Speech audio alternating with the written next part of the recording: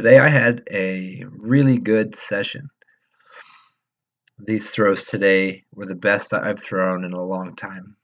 I find it kind of funny because it wasn't more than just earlier this week and even last week I felt like I was off technically. So it's funny how you can have a good day and a bad day relatively close to each other. But I want to analyze this throw today, um, point out what I'm doing good, and point out what I'd like to improve on. First, let's watch this throw at normal speed a couple times.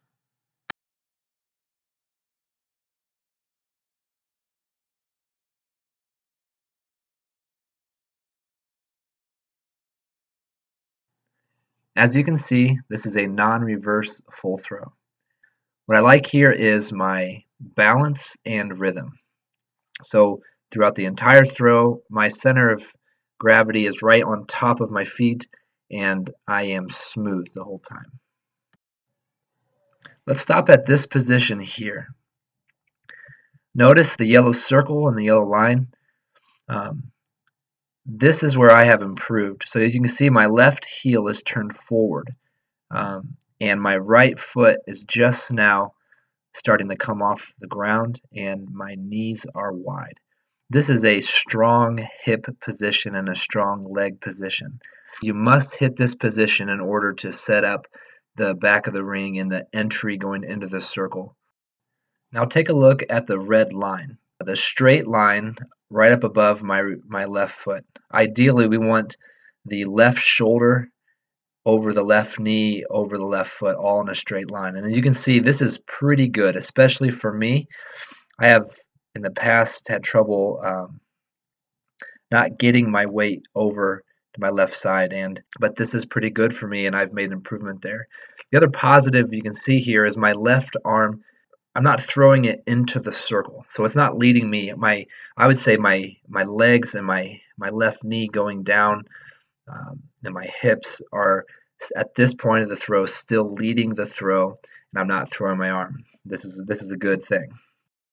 Let's focus on the next important position. As you see here, my left foot is just about to come off the ground.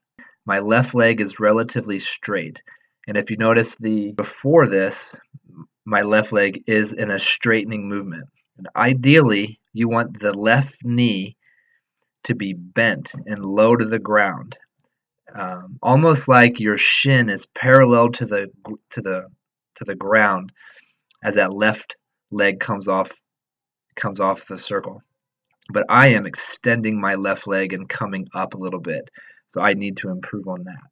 Now I want to look at when my left foot makes contact with the ground. Now this position is pretty good. I've caught the discus back pretty far from me, but I want you to pay attention to these two lines. The red line represents where I'd like my shoulders to be, and the yellow line is where my shoulders actually are. And this is a pretty typical position for me, and it's result from an overactive upper body, just always pulling a little bit with my left side.